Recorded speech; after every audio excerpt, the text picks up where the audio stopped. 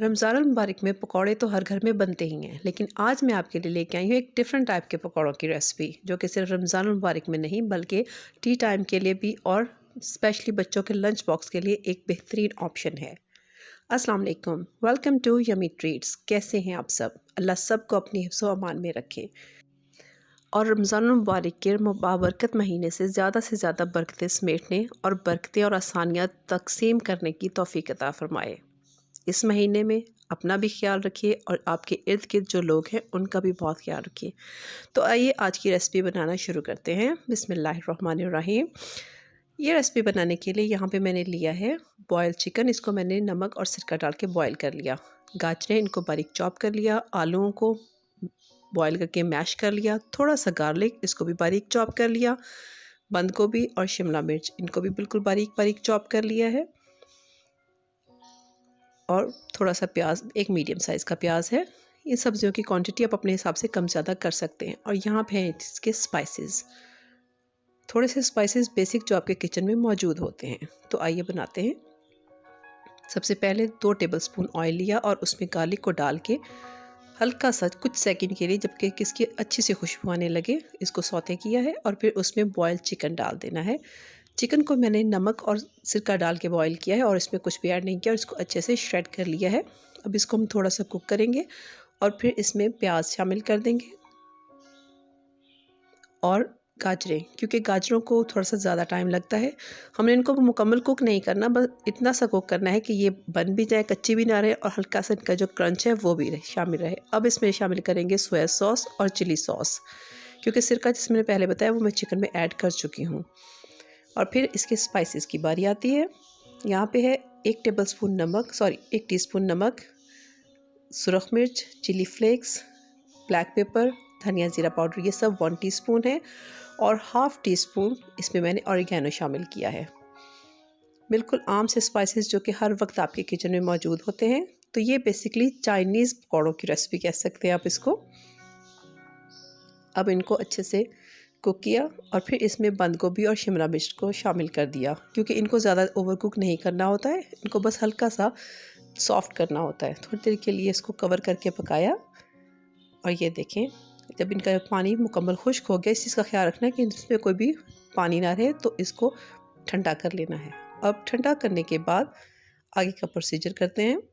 यहाँ पे मैंने बाउल में मैश किए हुए आलू डाले हैं और उसमें मैंने डाल दिया है हाफ़ टी स्पून नमक, 2 सब्ज़ मिर्चें हैं, इनके मैंने बीज निकाल दिए हैं। जब आपने सब्ज़ मिर्च वैसे डाली हो तो कोशिश करें कि बीज निकाल के डालें, वरना वो बहुत ज़्यादा स्पाइसी हो जाता है। और साथ में ताज़ा कटा हुआ धनिया। अगर आप ज़्यादा स्पाइसी खाना पसंद करते हैं तो आप पूरी मिर्च भी काट के डाल सकते हैं, लेकिन मैं इस तरह ही करती हूँ, मैं बीज निकाल देती हूँ और सिर्फ उसका जो बाहर वाला हिस्सा होता है वो शामिल करती हूँ। फिर इसमें हम डाल देंगे अपनी सब्ज़ियाँ जो को हमने कुक किया है और चिकन, और इनको अब अच्छी तरह से मिक्स कर लेना है। एक अच्छा सा इनका मिक्सचर बना लेना है।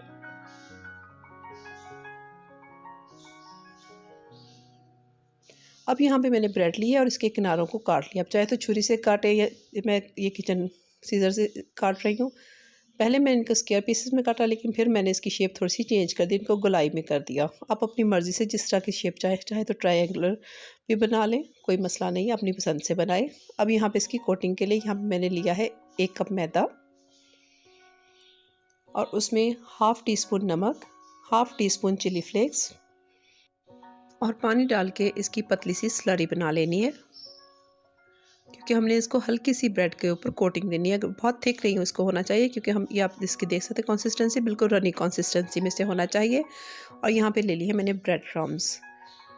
अब सब्जियाँ लेंगे और इस बैटर को हम एक अच्छे से, किसी कटलर्स की शेप होती है उस तरह से शेप बना लेंगे अपने ब्रेड के साइज़ के हिसाब से। इसे ब्रेड के एक स्लाइस के ऊपर रखा, इसके ऊपर से रखा दूसरा स्लाइस, इसको अच्छे से प्रेस कर लिया ताकि आपस में जुड़ जाएं। फिर इसको पहले हमने इस स्लरी में डिप किया और उसके बाद ब्रेड क्रम्स में इसकी अच्छी से कोटिंग कर दी। अब यहाँ तक का जो प्रोसेस है, ये आप जैसे अगर आप इफ्तार के लिए बना रहे हैं तो पहले से करके रख सकते हैं। किसी दावत के लिए, मेहमानों के लिए बना रहे हैं तो इतना जो काम है वो आप पहले से करके इनको फ्रिज में रख सकते हैं। इस तरह से सबको कोटिंग कर ली और उसके बाद इसको डीप फ्राई करना है मीडियम फ्लेम पे। क्योंकि जब आप ब्रेड क्रम्स किसी भी रेसिपी इस्तेमाल करते हैं तो उसको बहुत हाई फ्लेम पे मत करें, वो एकदम से जल के ब्राउन से हो जाएंगे।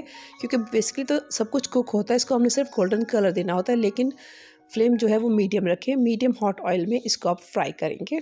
इसी तरह से हम बाकी के सारे जितने भी हैं हमारे ब्रेड पकौड़े, उनको हम फ्राई कर लेंगे। तो बन गए हमारे मज़ेदार किस्म के क्रिस्पी, बहुत ही बाहर से क्रिस्पी बनेंगे और अंदर से बहुत ही सॉफ्ट और मज़ेदार चाइनीज़ ब्रेड पकौड़े। कैसी लगी आपको आज की रेसिपी? अच्छी लगी हो तो लाइक कीजिए और मेरे चैनल को सब्सक्राइब करना और बेल आइकन प्रेस करना बिल्कुल मत भूलिए, ताकि आप कोई भी रेसिपी मिस ना करें। अब मैं आपको इसकी कटिंग करके दिखाती हूँ। ये देखिए माशाल्लाह माशाल्लाह, अंदर से चिकन और सब्जियों से भरा हुआ और बाहर से कार्ब्स, एक कंप्लीट मील। ज़रूर बनाइए, मुझे दुआओं में याद रखिए। नेक्स्ट वीडियो तक के लिए अल्लाह हाफिज़।